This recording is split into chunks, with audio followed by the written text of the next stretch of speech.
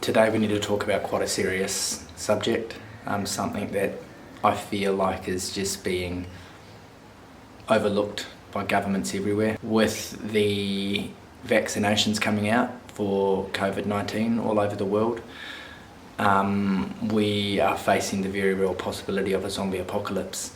Now, there's plenty of videos on YouTube showing us what we should do, where we should go, shit like that. No one's talking about how we get our bodies ready for the sorts of battles we're going to be facing. Today, I want to break down some of the movements we can do to get ourselves physically prepared for fighting zombies, with possibly one of the only tools we're going to have easily accessible to us. So today, let's look at how to train for a zombie apocalypse with resistance bands. And if you haven't already, please like and subscribe. This could be your last chance. You can just lob it right in the fucking forehead. Turn the core, really get some momentum behind it. You really want to slow them down.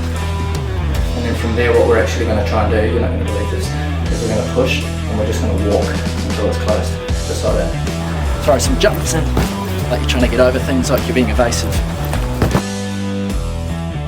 First up, we should definitely talk attire.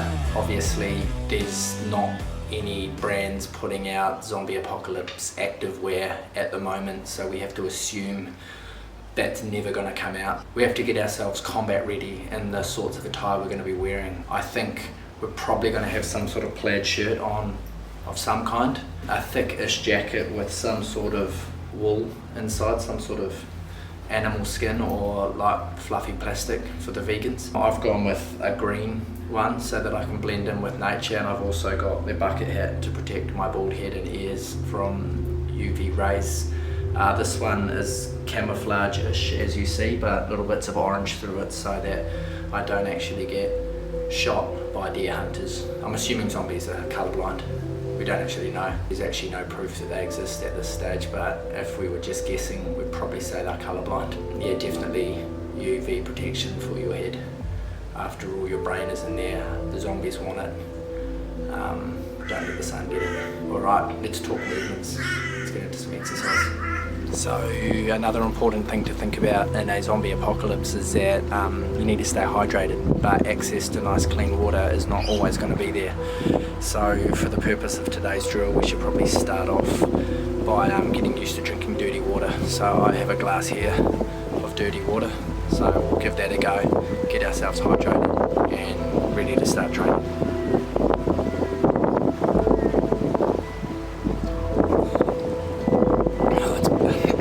Better than I thought. So when it comes to attacking a zombie, most of the time we're not going to have any guns and shit like that, so what we're probably going to be doing is stabbing. So we all know that stabbing the brain is what kills them. That's what happens in every movie and TV show. But you're not always going to be able to get the brain straight away. You might need to slow down the body, so let's just work on some stabbing movements towards the trunk. So what we're going to do is we're going to grab the resistance band and we're going to build all those stabbing muscles up with resistance. Alright, so as you can see, I've got the band. I'm going to get it in my hand in a stab-like manner. Stand nice and long, ready, elbows tucked in, using all of our stabbing muscles. Turn the core, really get some momentum behind it. You really want to slow them down. Straighten the guns. As you can see, I'm standing side on, getting optimal thrust across my body as I stab through the torso of the zombie.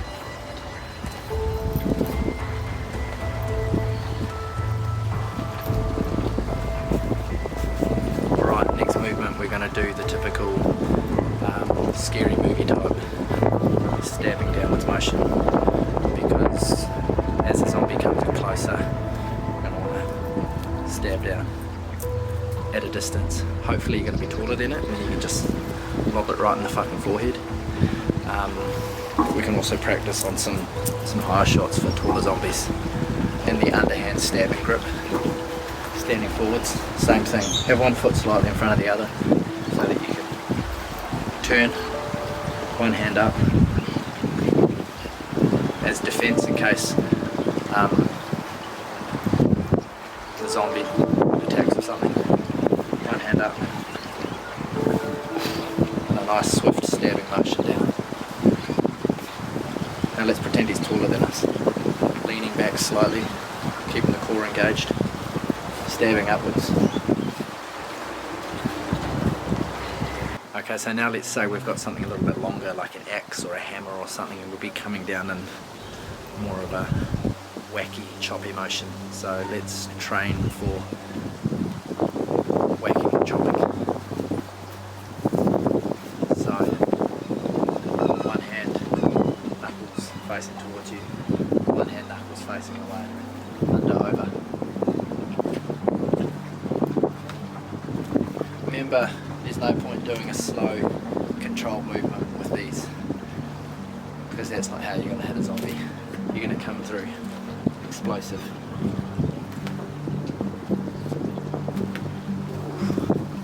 Alright,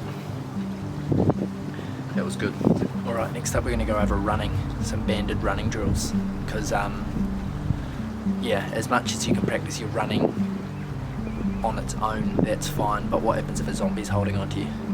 What happens if that weight's pulling you back and you're not ready for that, you haven't trained for that? So this next drill is going to get us ready for that. Just hopping inside the band like so and running. Throw some jumps in, like you're trying to get over things, like you're being evasive.